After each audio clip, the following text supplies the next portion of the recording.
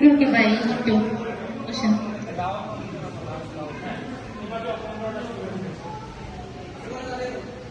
আমি যেটা বলতে চাইছিলাম, বাস্তব জিনিস আমরা মানতে পারি না।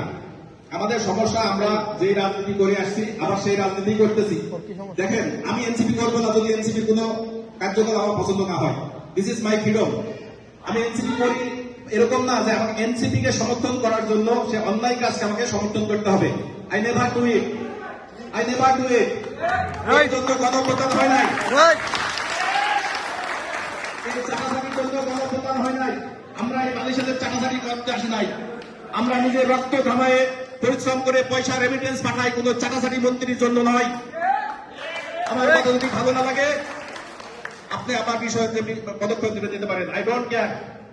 আমরা এই দেশকে স্বাধীন করে একটা বাংলাদেশ নির্মাণ করেছি ৭১ সালে।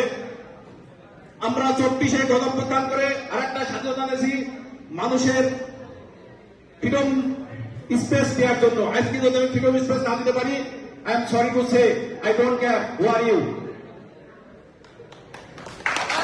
আমি আসলে বক্তব্য দীর্ঘায়িত করতে চাইছিলাম না, কিন্তু হয়ে গেল। আমি আপনাদের কাছে বিনীত অনুরোধ। আচ্ছা, আমি আমার আসল কথায় ফিরে যাই। আমি যেটা বলতেছিলাম যে প্রবাসীদেরকে নিয়ে অনেক কথা বলবে, বাট আমি যেটা বলতে চাই সেটা হচ্ছে যে আমাদের প্রবাসী যখন মারা যায় বিদেশে, এই লাশটা নিয়েও আমরা ব্যবসা করি। আমরা কি ব্যবসা করি দেখেন, একটা মানুষ তার জীবনের যৌবন প্রবাস জীবনে দিয়ে সে যখন মারা যায়, তার লাশটা দেশে পাঠানোর মতো পর্যাপ্ত পরিমাণ টাকা থাকে না। আমরা যারা প্রবাসী থাকি, আমরা যারা সাধারণ প্রবাসী, আর আমরা জানি মাসে ২০০০ টাকা বেতন পাওয়ার পরে বেতন পাই আমরা মাসের ৫ তারিখে। বাংলাদেশ থেকে আমাদের কাছে ডিমান্ড চলে আসে মাসের ১ তারিখে টাকা লাগবে। প্রবাসী নিজের একটা শাক কেনার টাকা না রেখে সে সম্পূর্ণ টাকা দেশে পাঠায় দেয় তার ফ্যামিলি ভালো রাখার জন্য। দিন শেষে এই প্রবাসী যখন বাড়িতে যায়, ফ্যামিলির কাছেও লাঞ্ছিত হয়। হচ্ছে বাস্তব চিত্র। তো আমাদের ইমোশন নিয়ে কথা বলতে হবে না, বাস্তব জীবন ভিত্তিক কথা বলতে হবে, বাস্তবতার সাথে মিলে আমাদের কথা বলতে হবে।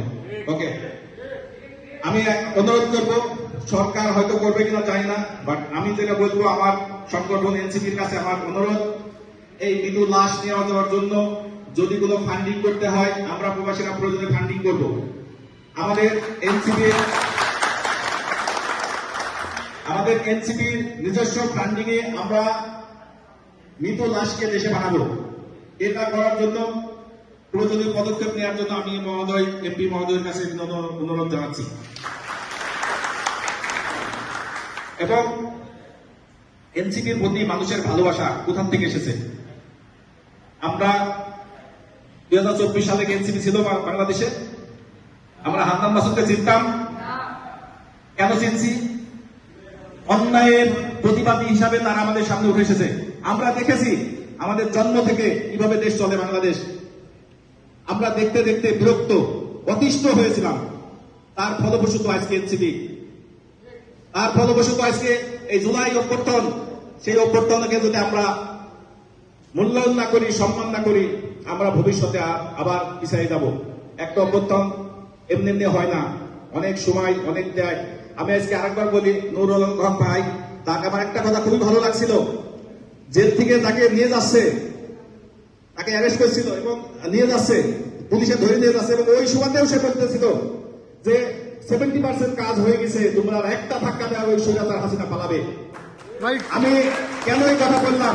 নুরুল ভাই হকের কাছে আমাদের প্রত্যাশা ছিল বেশি। একটা মানুষের কাছে যখন প্রত্যাশা বেশি থাকে, সেই প্রত্যাশা অনুযায়ী যখন কোনো কিছু পাওয়া যায় না, তখন তার প্রতি ফ্রাস্ট্রেশন জন্ম হয়।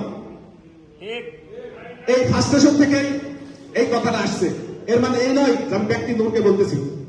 ব্যক্তি নূরকে আমরা পছন্দ করতাম, এবং এই মালয়েশিয়া থেকে অনেক আছে ব্যক্তি নূরকে বিকাশের মাধ্যমে আমরা অধ্যয়ন করেছি। আজকে আপনি সংসদে গেছেন, আপনাকে বুঝতে হবে আপনার পিছন ইতিহাস, আপনি কোথা থেকে উঠে এসেছেন। অতীত ভুলে গেলে চলবে না, আপনার অতীত ভুলে গেলে চলবে না। আজকে ক্ষমতার মোহে আপনি অতীত ভুলে যাচ্ছেন। আমি এটাই মনে করাই দিতে চাচ্ছি, অতীত ভুলবেন না। আপনি যে নূর প্রবাসীর কাছে ভালোবাসার প্রতীক ছিলেন, সেই প্রতীক হয়ে আবার ফিরে আসেন। ধন্যবাদ সবাইকে। আসসালামু আলাইকুম।